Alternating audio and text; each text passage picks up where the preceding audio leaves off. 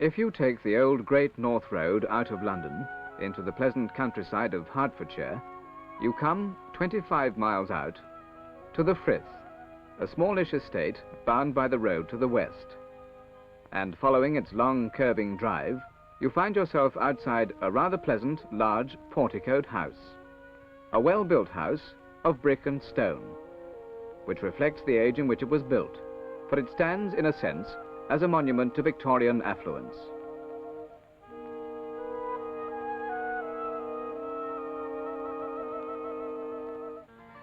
This is the mark of William Wilshire, who had it built in 1846, and is here enshrined with Charles Willis Wilshire, who had it enlarged in 1853.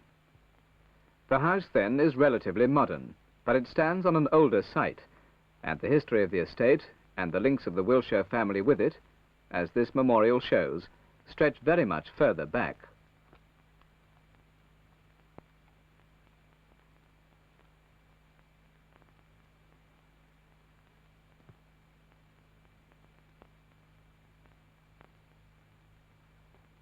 A document exists which shows the estate to have been leased in 1523 to an earlier William Wilshire, and the name, the Frythe, goes even further back to an Old English word for rough, hilly grazing land.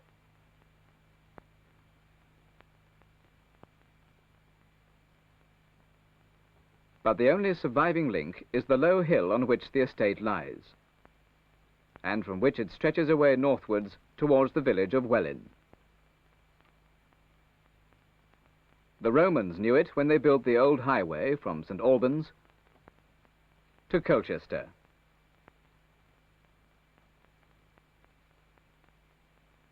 This is now no more than a grassy track. The evidence of their stay was found scattered, and now reposes in the British Museum.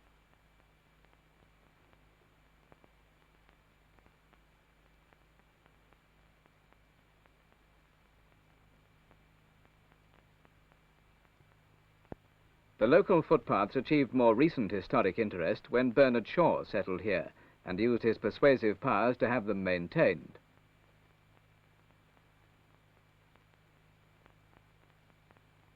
The village of Welwyn may well owe its name to a ford over the meandering Mimram River, but there are inevitably competing legendary explanations of wells and springs. And the village has been called at various times Welwyn, Wellews, Wellenga, and Welga. Today, protected by urban seclusion, for the main road now bypasses it, the village still carries the imprint of historic association.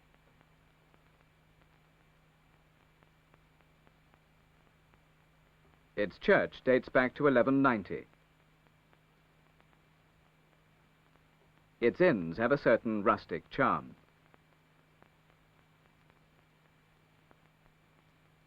Its streets and the people who frequent them have preserved much of the character of an earlier age.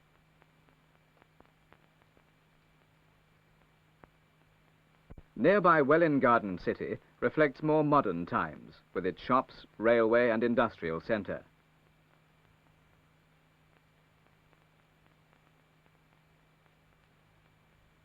While the Frythe, caught in the tide of technological progress, became an Admiralty research station. Prefab sprouted like mushrooms, and brainchilds like corgi scooters, limpet mines, and one-man submarines were developed here.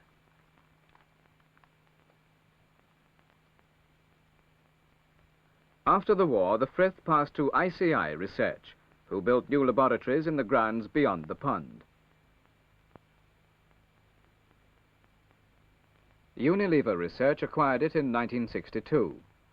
The roots of that research reach back to 1912 to Port Sunlight, where, to supplement Works laboratory control, the nucleus of an industrial research group, in those days a rare band of pioneers, was formed. Research was first housed in a triangular-shaped building which still stands alongside the railway line. It stayed there until 1942, and then moved to a new laboratory down the road. With post-war expansion, the exodus began. 1949, non-fatty foods research moved to Colworth House, Bedford. 1952, toilet preparations research moved to Isleworth, London. 1962, edible oils research began a phased move to the existing buildings at the Frythe and there enlarged the scope of its food research interests. It had plans too for enlarging its laboratory space, plans that were designed to blend the new harmoniously with the old.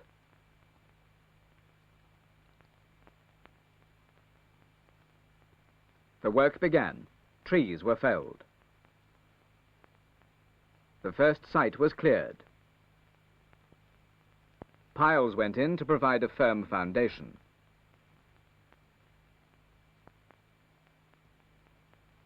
The constructional work was finished in the late summer of 1964, and Block A came into operation.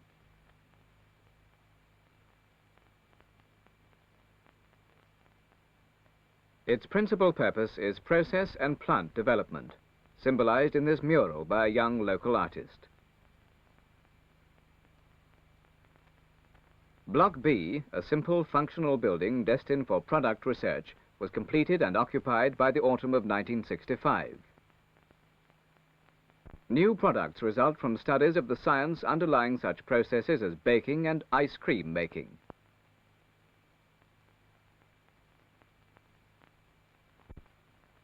At the same time, a rather more ambitious Block C was proceeding. More ambitious because, while it conformed in general to the other blocks, it was to contain the library and information services, and so gave scope for more imaginative treatment than the functional requirements of laboratory and pilot plant demand. The end point was pleasing, spacious with well-planned facilities.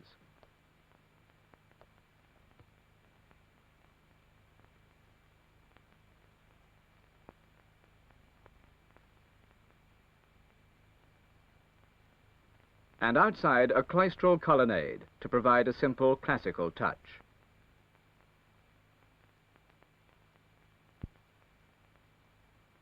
It seems fitting then that the commemoration stone should come from a vanished classical landmark, the old Euston Arch.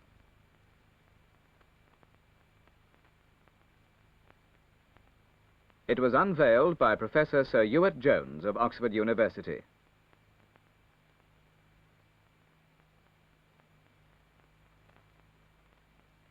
What are the Unilever research interests at the Frythe?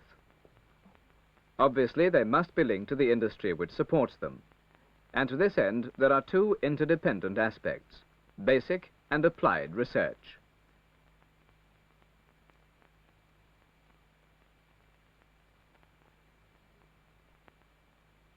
Basic research is necessary to give an understanding of the properties which determine the nature of complex products.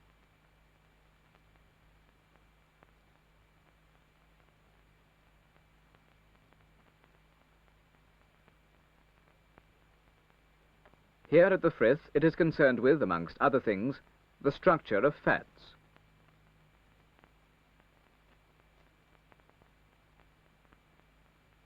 Their rheological behavior, for example, of batter when subjected to precisely defined stretching forces.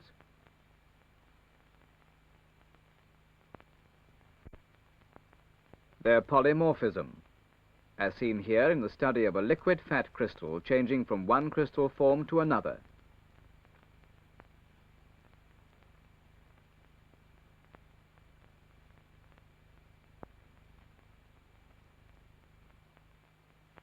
Their relevance to lipoprotein membranes, that is, membranes formed by complexes of fat derivatives and proteins.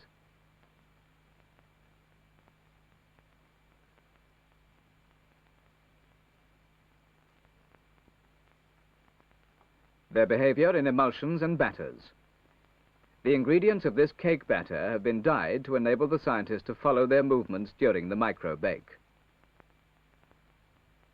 Also, on a larger scale, the physical changes and movements of batter can be studied during baking, as this time-lapse sequence of the center of a cake shows.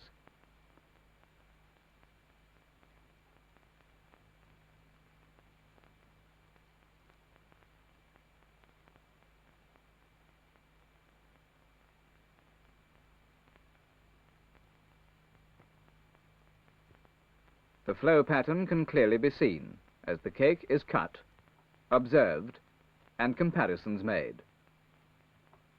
Applied research is concerned at the Frythe with such things as water in oil emulsion products like margarine.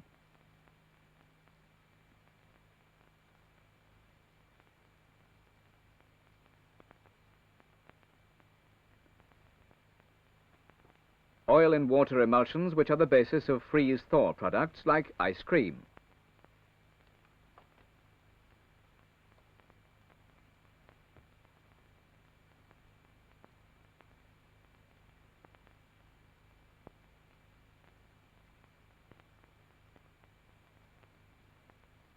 Pure fat products embodying the conclusions of basic studies must continue at the home and factory experimental baking level.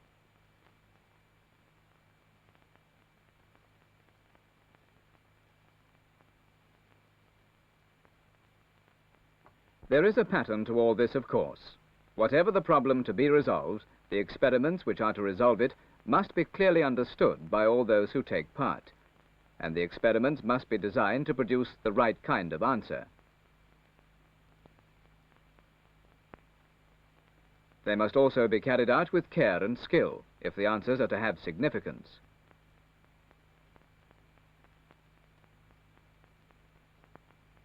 It is the responsibility of graduate scientists to assess problems and determine the underlying elements, and of research assistants to help them carry out the experimental plan.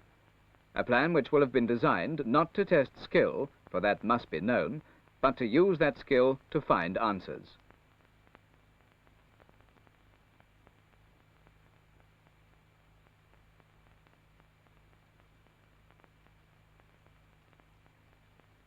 Sometimes, to find those answers, a computer is required. So at Welwyn, a terminal station can feed information direct to a digital computer located at Port Sunlight, and receive answers from it.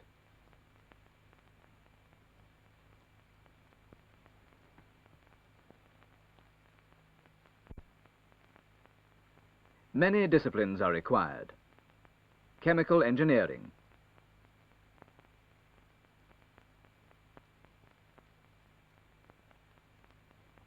physics,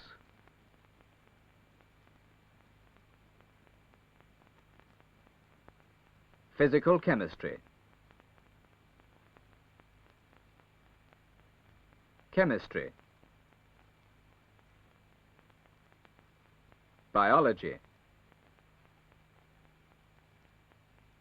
bacteriology,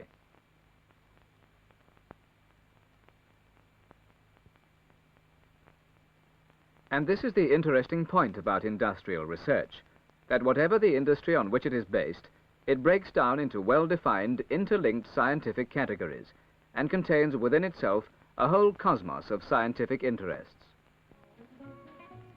And so the Frythe, ancient in title, Victorian in style, once a symbol of leisured living for the few, has become a centre of research activity which will lead to healthier and more sophisticated living for the many.